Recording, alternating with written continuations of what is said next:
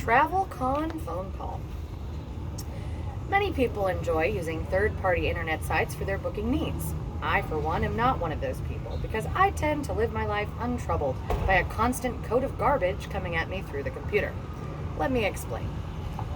I like that such websites exist to drive up hotel revenue across the world, create jobs, and give guests an ease of booking. But I hate how many problems can often cause issues for both the guest as well as the property. It is for this reason that those of us in this line of work suggest that you book online directly through the hotel's website and not a third-party site. I mean, they have a lot of benefits too, but I do not personally suggest them first thing.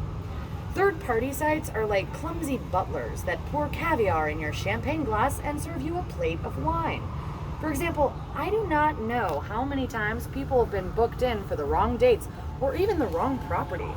When I say that they often book a guest at the wrong property, I do not mean that they are attempting to be malicious in any way, like how Jeeves is just a little on the spectrum, but we straighten his tie and tell him he's doing a great job and can't fire him because he's great Aunt Bethany's spoiled little nephew. What I am saying is that they literally, occasionally, will not know what hotel they're booking on. You're probably wondering how this could be as any sane person would.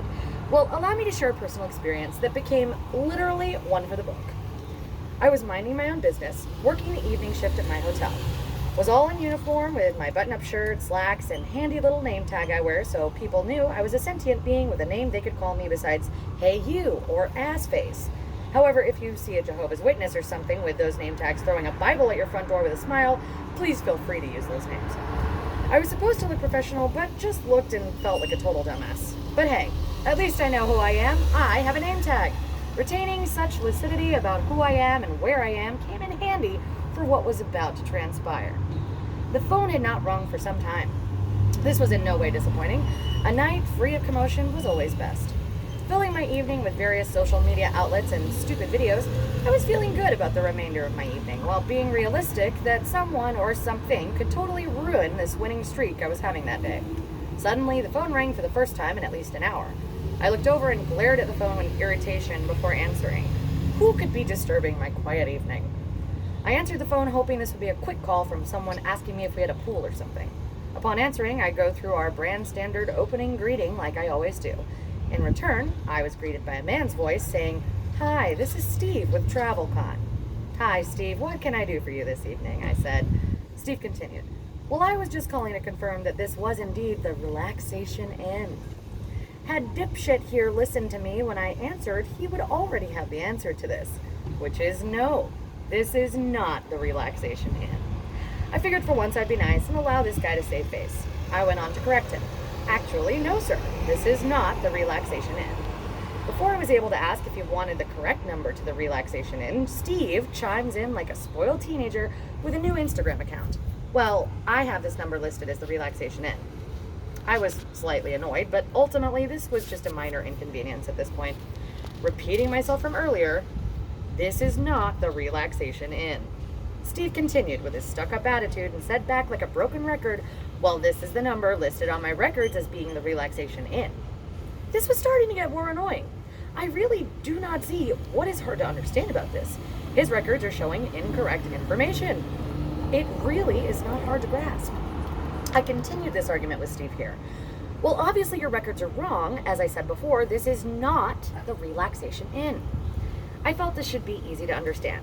I know I was not very deep into an argument, but I was speaking very clearly. Even with his apparent need to argue, I thought if I just repeated the facts to him a couple of times, that I would still manage to end this phone call quickly. But just like Poland in September of 1939, I really was not so lucky. I heard Steve angrily take a breath. Either this guy was having that bad of a day, or he was just that much of a loser. My money is on the latter of the two. After completing his sullen inhale, my new friend, or maybe nemesis, Steve, once again had to continue our flourishing argument. Sternly, he said, "Sir, look, I really need you to confirm for me that this is indeed the Relaxation Inn." There was a part of me that just wanted to tell this guy to fuck off and hang up the phone, but there existed a bigger part of me that wanted to keep arguing because I really had nothing better to do and was in dire need of entertainment. I continued our little feud. "Look, dude, this is not the Relaxation Inn. I know where I work, and it is not the Relaxation Inn." I hear a bit of panting on the other end of the line, like he was trying to contain himself. He was almost hyperventilating. Hey, Larry. Hey, how are you? After a moment, Steve begins again by saying, "Sir, just confirm for me that this is the relaxation inn." It was very apparent that he really was not trying to yell and hold back his anger and frustration instead. I gave him the response he did not want, which was total honesty. So as calmly as I could be, I returned fire and said, "Look, I know where I work. I know where I'm standing right now. I'm looking at the damn sign. This is not the Relaxation Inn. You have the wrong number."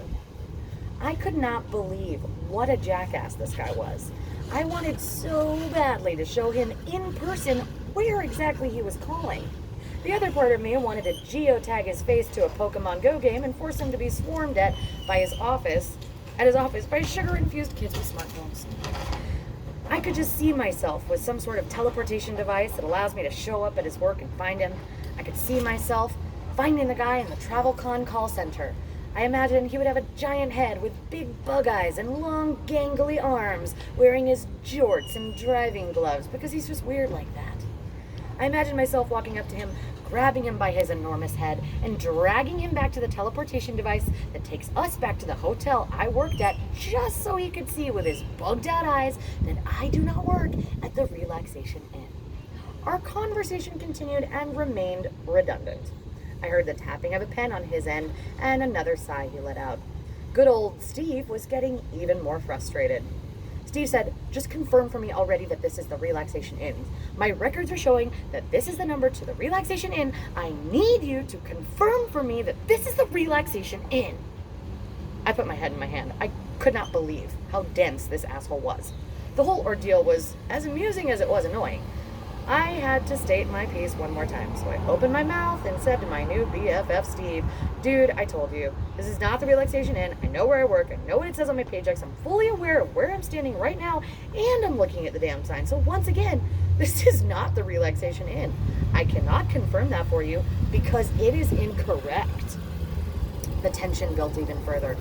It got so high that the tension was almost tangible. I could hear Steve start to hyperventilate again, rising a surfboard of his own tension deep into the Relaxation Inn mountain, crashing, setting himself on fire, then licking the flames out with his slobbering, over-insistent tongue. I thought he was going to cry for a moment. Just then, Steve's bottled-up anger finally blew a fuse, and he could no longer hold it back. Suddenly, he began to yell at me. "You're a liar! You're a liar! You're a liar! Stop lying to me!" Followed up with heavy breathing as Steve tried to catch his breath. Of course, his reaction to all this, and being accused of lying about where I work, warranted an equally ridiculous response. I yelled back, "Y'all don't know me, don't know what I've been through. I've killed a man for less." There followed a long, awkward pause. I covered the mouthpiece of the phone so I could laugh during the pause. I kept thinking to myself, don't break this fucking silence. Don't break this fucking silence. This sentence would become my internal mantra for what was only a couple of minutes but felt like hours. Finally, Steve broke the silence and said, "Thank you for your time," and then just quickly hung up. I saw this as a victory for me. I laughed about what I had just experienced for a long time. That had to have been the strangest business-to-business phone call I'd ever experienced. About 2 more hours or so had passed since I went through this verbal exchange, when suddenly the phone rang. I answered like I always do with my brand standard opening speech. I was greeted on the other end by a woman's voice that said to me, "Good evening, sir. My name is Margaret from Travelcon. I'm doing a routine call around. I was wondering if you could confirm that I did in fact dial the correct number to reach the Relaxation Inn." I paused for a moment to hold back laughter. Once I knew I could contain myself, I responded to her inquiry by saying, "Actually, no, this is not the Relaxation Inn," and then proceeded to say where I was working. Margaret kind of chuckled and said back to me, "Oh, okay. My apologies. I will investigate this further. You have a great night," and then hung up the phone.